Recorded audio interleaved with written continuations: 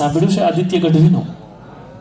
આવું બધું તો અમે ડાયરાના માણસો, અમે તો બરાબર છે, એ તો અમે સાંભળ્યું હોય. તો એણે આપણી બોલીમાં એક કવિતા લખી છે કે સોરી કેવા આવ્યો છું ને ઘા બાજરિયું લાયો છું. સોરી એટલે આપણે સોરી જેને કહીએ ને અહીંયા આપણે બોલીએ સોરી. સોરી કેવા આવ્યો છું ને ઘા બાજરિયું લાયો છું. આપણી એક કથા જોડાયેલી છે કે ભગવાન મહાવીરના, જ્યારે ભગવાન મહાવીર તપ કરતા હતા અને ત્યારે એક ગોવાળ આવે છે એમની પાસે, અને ગોવાળ આવે છે ને એ ગોવાળ છે ગાયો ભેંસો એમની પાસે મૂકીને જાય છે, કહે છે કે મારી આ ગાયો ભેંસો તમે સાચવજો.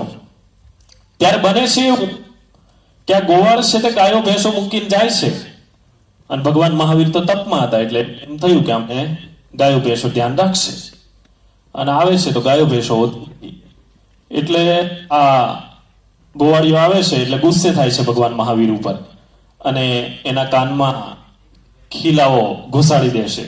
આવી એક કથા ઉપર સૌમ્ય જોશીએ આ ગીત લખેલું છે.